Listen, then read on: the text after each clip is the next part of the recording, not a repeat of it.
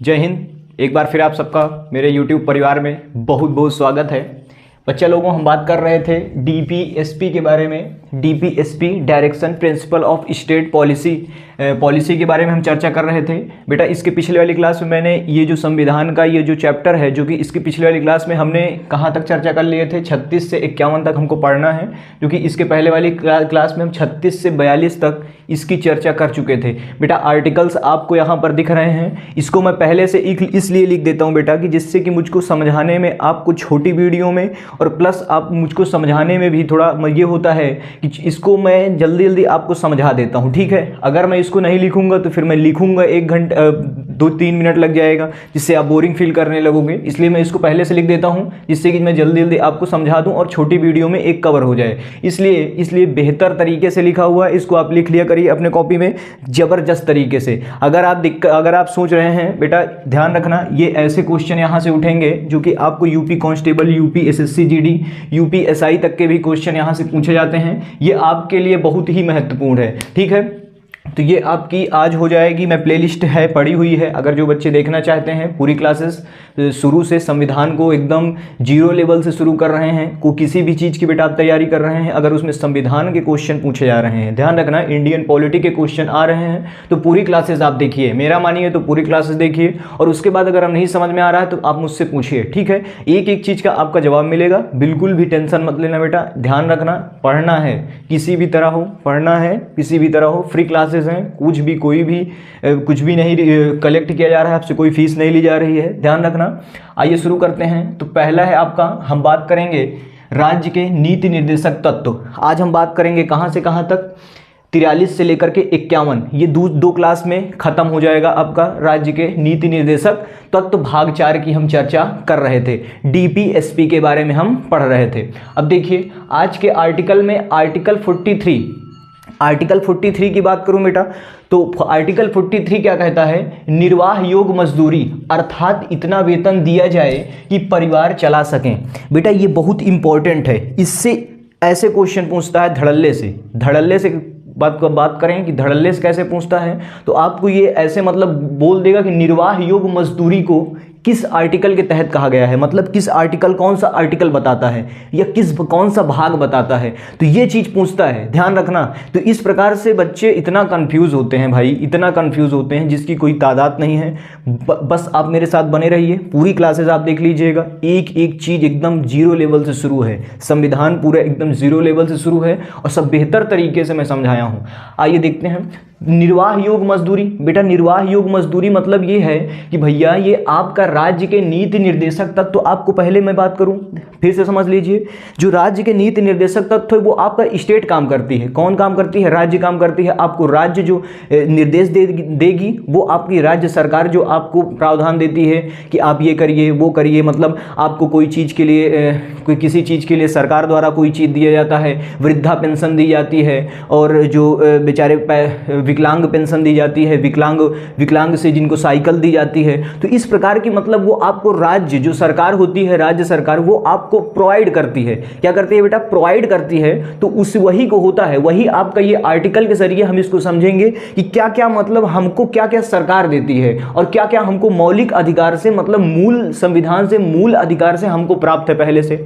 ध्यान देना। अब देखिए ये क्या है, निर्वाह योग मजदूरी, अर्थात इतना वेतन दिया जाए। बेटा ये क्या है कि इतना वेतन जिससे हम कार्य लें, सरकार ये कहती है कि जिससे हमको कार्य लिया जा रहा है कि इतना उसको वेतन दी जाए कि वो अपना घर का क्या चला सके, घर का खर्च चला सके। मतलब निर्वाह योग्य मजदूरी का मतलब यही है कि अब इतना वेतन उसको दी जाए कि वो अपना घर चला सके। मतलब बेटा ये ध्यान रखना कि जैसे आपके घर में 8-10 लोग हैं, अब कमाने वाला एक है, तो ये नहीं हो सकता कि आपको 2000 रुपये आपको मजदूरी दिया जा रहा है, महीने का वेतन दिया जा रहा है, तो ये गलत है। ठीक है, ये गलत है। तो वो आपका, इससे आप मतलब सरकार से ये आप कह सकते हैं कि भैया सरकार इतना डिपेंड रहती है, सरकार इतना वेतन देती है, सरकार तरफ से कोई नहीं, वो तो प्राइवेट भले हो जाए, जो प्राइवेट की बात अलग है, लेकिन सरकार जो देगी वो आपको उतनी वेतन देगी जितने में आप अपने घर का खर्च भी चला सकें।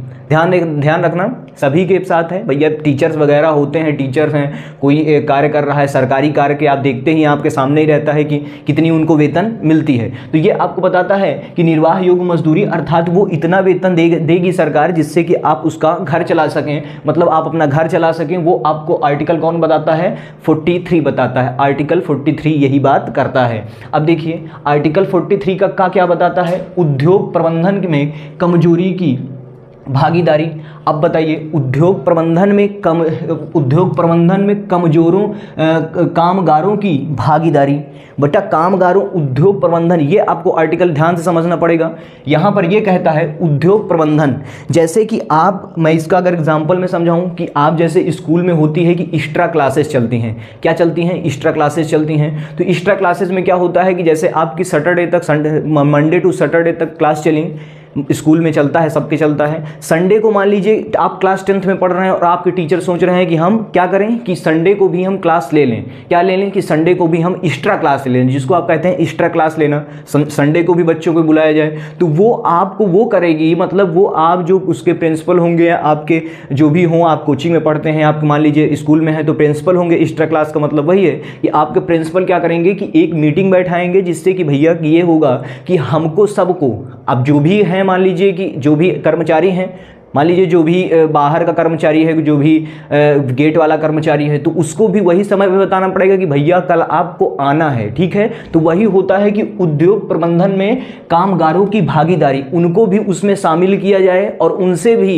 राय सलाह लिया जाए, जिसको आप कहते हैं राय मशविरा। क्या कहते हैं बेटा? हिंदी में बात करेंगे राय मशविरा, उसी को कहते हैं, जिससे कि आपसे भी वो जो भागीदारी होगी, जो उद्योग प्रबंधन के लिए जो भागीदारी होगी, उसमें उनसे भी एक राय ली जाए कि ये तुम्हारा क्या कहना है, हम कल एक्स्ट्रा क्लास चलाना चाहते हैं, आप आएंगे या नहीं आएंगे। तो ये होता है आपका आर्टिकल कौन बताता है? 43 का बताता है। 43 में ही ये चीज जोड़ दिया गया है। सरकारी में भी यही होता है कि आप उनसे भी, सरकार हैं आप, सरकारी कोई चीज है, सरकारी स्कूल को मान लीजिए, सरकारी स्कूल की ही चीज एग्जाम्पल में समझ लीजिए। आपका कोर्स नहीं कंप्लीट हो रहा है, आपके प्रिंसिपल जो होंगे, हेडमास्टर जो होंगे, वो आप सोच रहे हैं कि बच्चों को संडे को भी बुला लिया जाए, तो वो एक मतलब गठन करेंगे, भैया हम लोग सब लोग बैठते हैं, सारे टीचर्स बैठेंगे और जो भी वहाँ के कर्मचारी होंगे, स्कूल के कर्मचारी जो होंगे वो भी बैठेंगे, और उसके बाद वो राय करेंगे कि आप लोगों को कल 10 बजे स्कूल में उपस्थित हो जाना है, हम बच्चों को 10 बजे बुला रहे हैं। तो यही होता है कि उद्योग प्रबंधन में कामगारों की भागीदारी, उन्हीं में उनको भी भागीदारी लेना अवश्य है। देखिए समझ में आ गया होगा, इतना बेहतर तरीके से समझा रहा हूँ बेटा। समझ में अगर इतने भी ना आए तो बहुत बेकार बात है, क्योंकि सब जीता जागता एग्जाम्पल दे रहा हूँ, जीता जागता एग्जाम्पल, कुछ भी अलग से नहीं है, सब जीता जागता एग्जाम्पल है, सबके साथ है।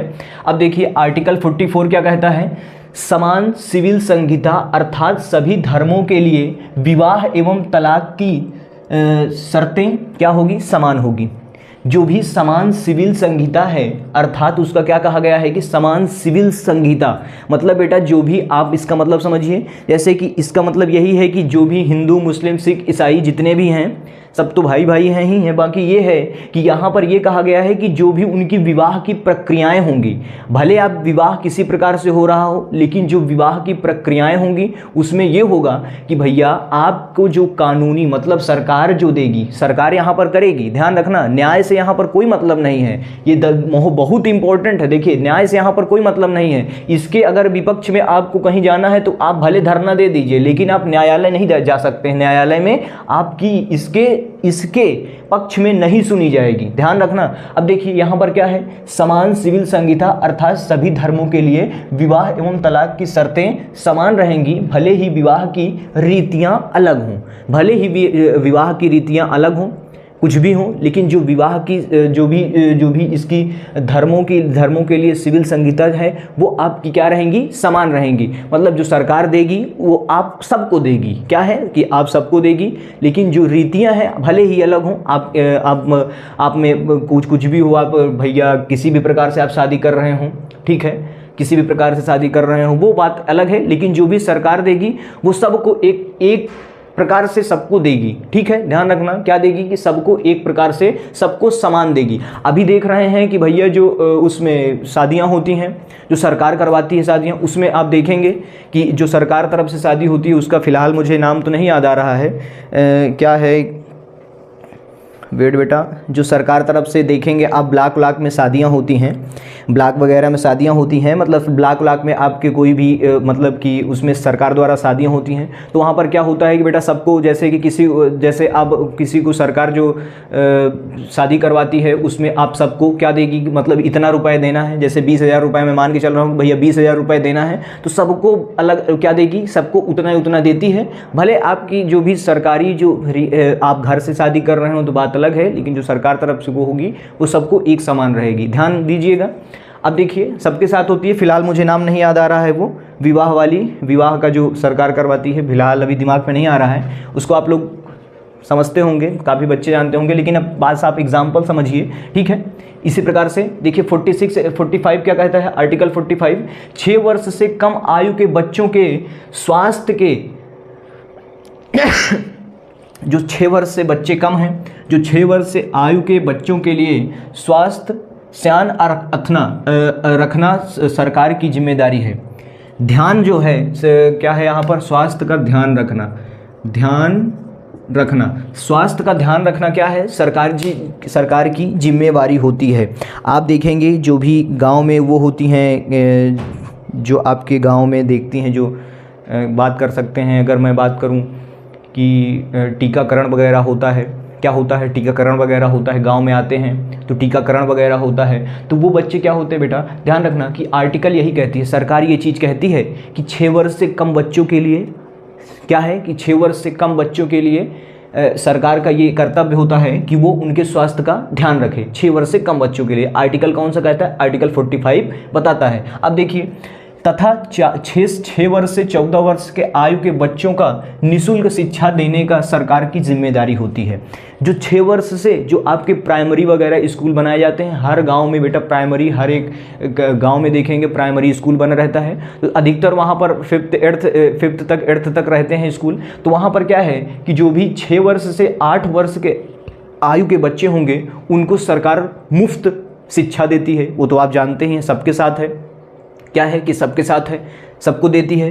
अब यहाँ पर देखिए आर्टिकल 46 क्या कहता है, ये तो आपको समझ में आ गया होगा, 45। अब 46 से क्या कहता है, SC ST OBC के लिए विशेष आरक्षण है। क्या है, SC ST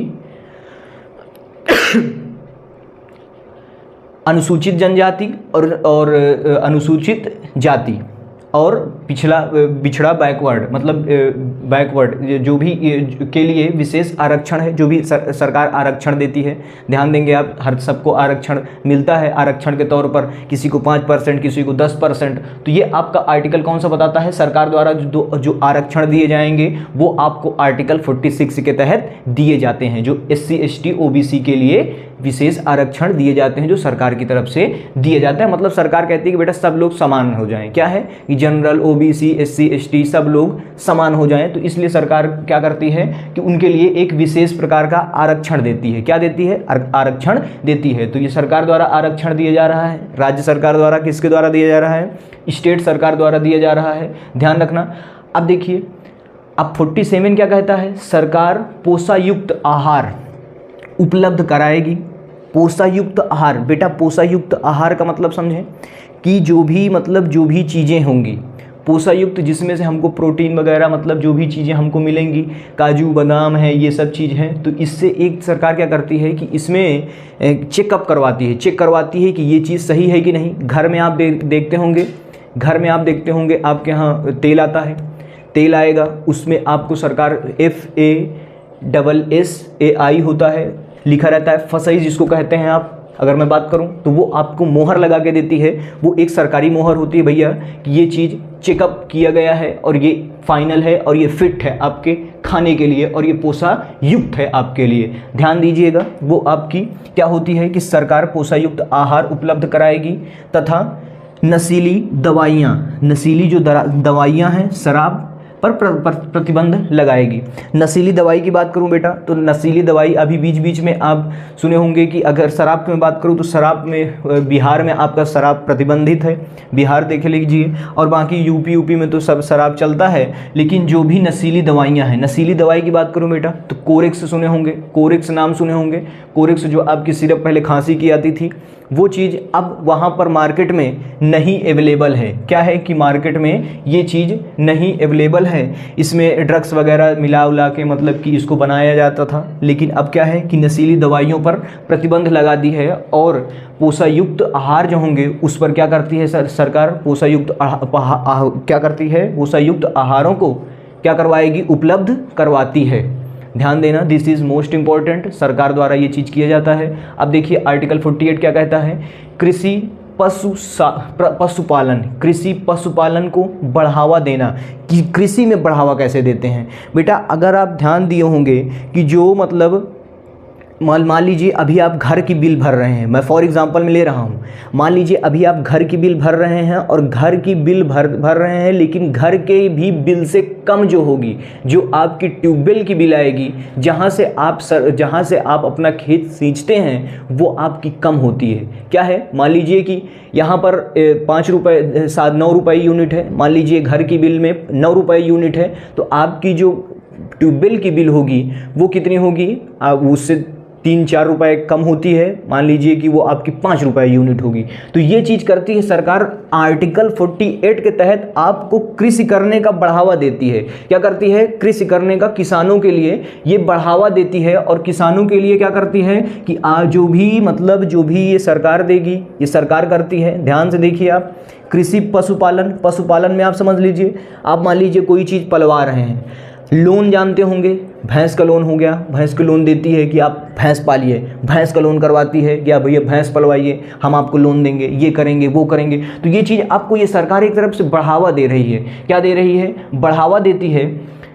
समझ गए हैं, लोन वोन सब समझ में आ रहा है बेटा। कोई भी दिक्कत होगी तो बिल्कुल भी निसंकोच पूछना, यहाँ पर कोई पहले दिक्कत तो होनी नहीं चाहिए, मैं एकदम डीपली घुस करके समझा रहा हूँ। अब देखिए, तथा दुधारू पशु को मारने पर रोक है। दुधारू पशु को यहाँ पर गाय को लिया गया है, लेकिन जो भी मतलब कि दुधारू पशु हैं उन पर क्या है, मारने पर रोक है, मारने पर रोक है। लेकिन ये राजनीतिक विवाद हो जाता है।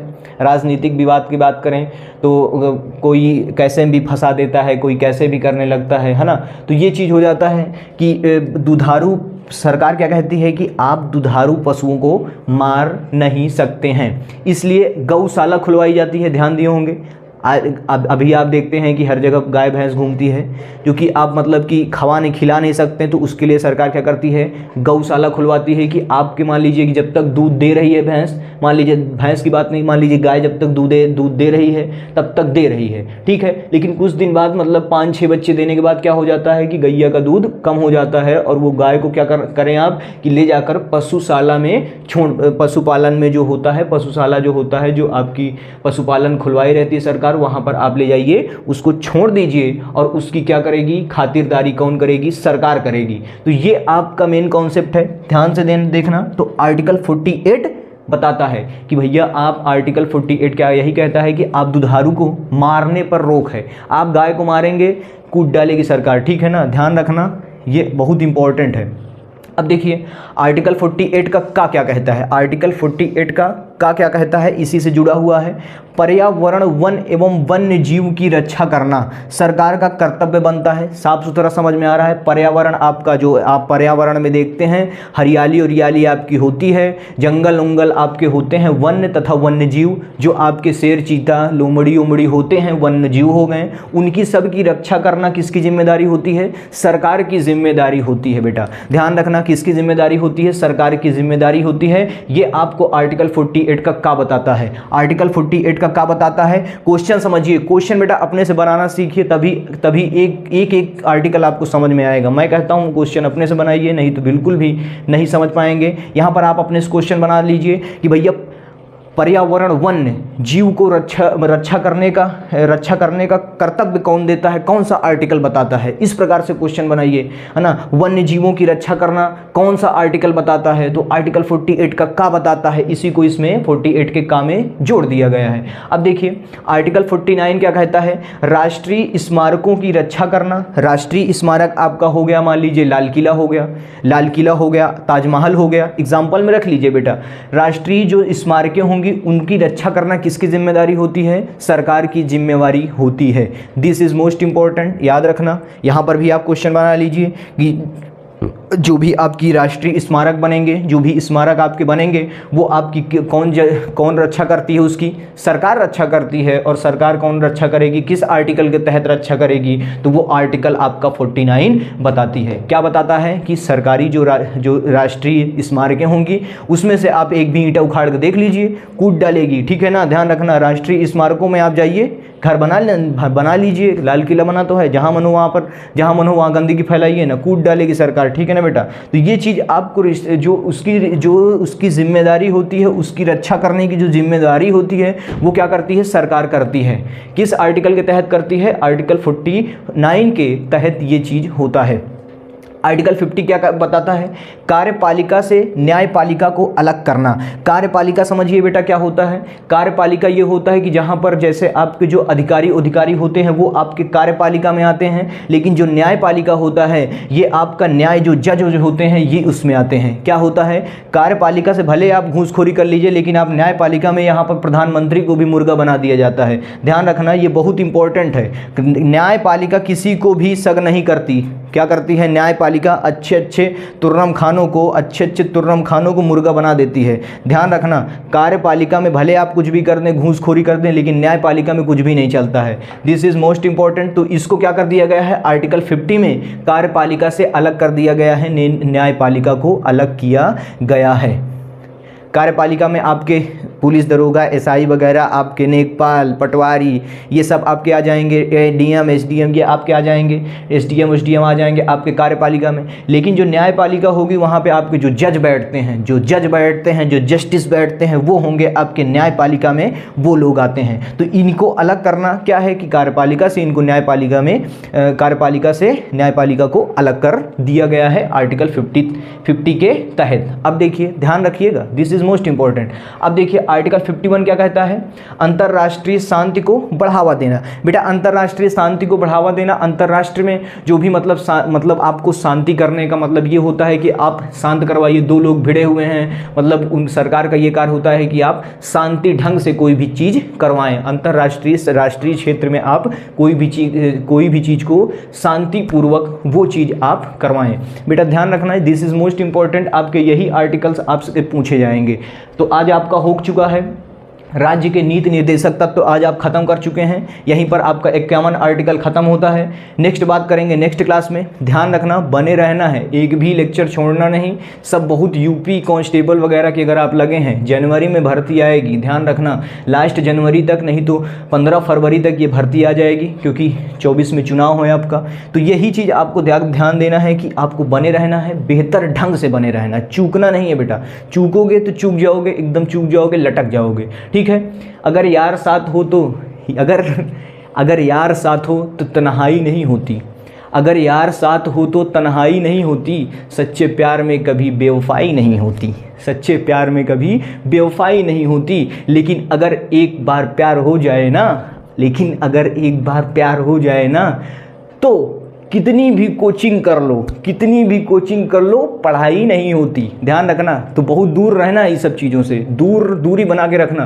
भगा दो सब सालों को, जो भी दिक्कत कर रहे हैं भगा दो, मार के लात ठेल दो एक कोने, ठीक है ना। लेकिन बीच में जो है ना, आने नहीं देना किसी को। इधर आपकी पढ़ाई और इधर ये है, ठीक है ना। तो ये जो मोहब्बत वाला मैटर है ना बेटा, तो इसको दूर रखना। इसमें जो है ना कि इसके बीच में जो भी है ना फासला, उसको बनाए रखना। लेकिन बीच में अगर कोई आया तो मार के लात ठेल दो। कोई डिस्टर्बेंस बीच में, नो डिस्टर्बेंस। पढ़ाई करते समय नो डिस्टर्बेंस। फ़ोन को एकदम फ्लाइट मोड में लगा दो, साला कहीं भी लगा दो, लेकिन क्या है कि एकदम बहुत डिस्टर्बेंस क्रिएट होता है। ध्यान रखना। तो ये शायरी आपको समर्पित की जा रही है बेटा। तो मिलेंगे नेक्स्ट क्लास में शानदार जबरदस्त जिंदाबाद के साथ। ज़बरदस्त तरीके से लगे रहना, ठीक है ना। छोड़ना नहीं कोई भी चीज़, और हमको भी छुड़वाना नहीं है। एक एक चीज़ पढ़ाएंगे, जीरो से हीरो तक ले जाएंगे, कोई भी छूटने नहीं पाएगा। ये सब चीज़ आप लिख लेना अपने कॉपी में, बहुत इंपॉर्टेंट है, ठीक है ना। एक इंट्रोडक्शन में बड़े बड़े हेडिंग से आपको ये उठा करके एक छोटे से में आपको ये चीज़ बताया जा रहा है, और आप इसको ध्यान से समझिए। ध्यान से समझने का, ग्रहण करने का आपका काम है, बाकी आपकी मर्जी जो आप करिए, ठीक है। तो मिलेंगे बच्चा नेक्स्ट क्लास में। बेहतर बने रहना, तब तक के लिए मिलेंगे।